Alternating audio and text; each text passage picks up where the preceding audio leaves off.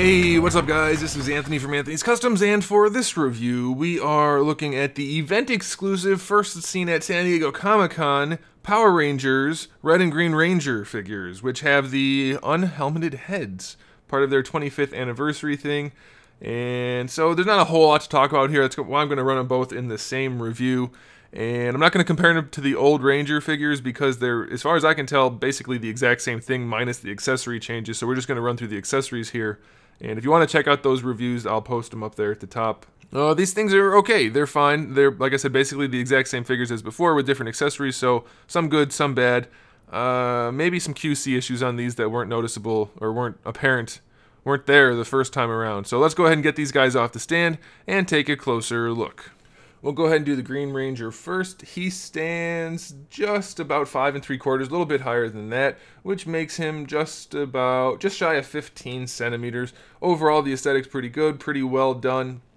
I do notice some paint issues throughout, like down here at the bottom of the boot. I don't know how well it's going to show up on camera, but they had to do some touch-up work, and it doesn't look very good. I don't know if that's going to show up, but it doesn't look great. Otherwise, I think it's pretty clean looking. They didn't do a bad job. Again, they're almost indistinguishable from the original releases, so that's okay. The unhelmeted heads are not good. The sculpts are not very good, and then the paint, they did that dot matrix kind of tampography, which just doesn't look good. It's not the worst thing in the world, and if you don't get too close to it, it looks okay, but it's just weird, and I don't very much like it. The hair sculpt on this guy is very soft as well. There's a little bit of shading in the hair, but it's super faint. And then his ponytail is not poseable at all. If you try to move it, it looks like it's going to tear right off, because I don't know if you can see that, but there's white in there, and I can't tell if that's just from the plastic or actually from it tearing. So be very, very careful with that. Now, as far as the accessories go for this guy, we have the Dragon Dagger. We have the helmet, of course. Then we have 2 gripping hands, 2 hands for holding the helmet, and then we have the 2 hands for holding the Dragon Dagger. And then, of course, we do have the 2 standard fist hands. The helmet can be held like a helmet, or it can just be swapped onto the figure instead of using the unhelmeted head, so you have that option there.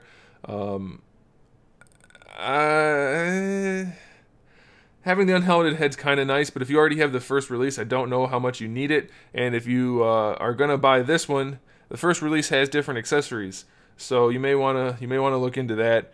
It's a fairly basic release, strictly for the unhelmeted head. Getting them at the original price is fine. If you're going to spend a whole lot for them on eBay, I would be aware that they are not necessarily the best figures in the world. Like, there's no shading or anything on them anywhere except for the heads, the unpainted or the unhelmeted heads. And the articulation is just okay. I'll run it real quick. We have a ball hinge for the neck, which is functional enough, though it's kind of a hassle to use in some cases. The neck itself is on a ball peg connected to the torso. The shoulders have a big ball peg connecting them to the arms with a big cup that hides the whole thing. Then there's a ball hinge in there, so you get decent range out of the shoulders, except for, of course, where the armor is. Double jointed elbow works pretty nicely. Ball hinge for the wrist works no problem at all. Diaphragm, very minimal. You can lean back a little bit, side to side a little bit. Can't really lean forward too much at all. Almost no rotation there. You do get a lot more leaning and rotation at the lower torso. Of course, that's good. Belt is a floating piece. The hips have hinged ball pegs. And I'm only going to do the articulation on this guy since they're the same on the other figure, by the way. But the hips have hinged ball pegs, so you can bring the legs up pretty far. I mean, that's not bad. It'll do. These aren't the most modern figures, so you do see some kind of older practices happening here, but they're okay. You get decent enough range. You get your thigh swivel out of it. Double jointed knee is definitely really ugly still. Don't like that at all. Don't know how they decided to do that, but they did. And then for the ankle, you have a ball hinge, which is okay. Toe hinge, and of course you can rotate that for an ankle rocker, which is nice. So yeah, they're not bad at all. They're fine. They just, I think Bandai could probably do a little bit better right now. Yeah, I don't know.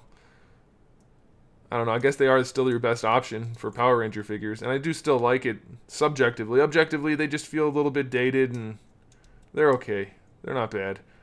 Alright, let's look at Red Ranger. His face, is it any better? Nope. It's still kind of weird looking.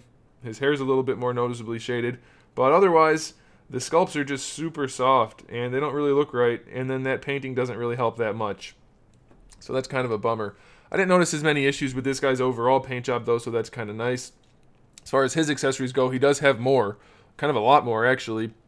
We get the 3 different forms of the Blade Blaster. We get his Power Sword. We do, of course, get his helmet. And then we have the 2 fist hands, 2 different sets of gripping hands. Then we have the 2 hands for holding his helmet. And then we have 2 style pose hands as well. So he's got a bunch more stuff than the Green Ranger, which is kind of a bummer for the Green Ranger, but really good for the Red Ranger. And like I said, the articulation's all basically the same, so I don't need to go over it again. They're just fine, honestly. If your big draw for these guys was the unhelmeted heads, you're not going to be impressed. So if you already have the originals, you really don't need these unless you really, really want the unhelmeted heads. But they are not particularly good. So, yeah, if you're like me and you're just going to get them anyway, then it doesn't really matter, I suppose. But be aware, they're not very good. So there it is, guys. Thanks for watching. If you liked the video, give it a thumbs up. If you haven't subscribed, I do have new videos up every single day. We talk about action figures, movies, TV shows, video games, all kinds of fun stuff. So make sure you come back for that. And in the meantime, keep collecting.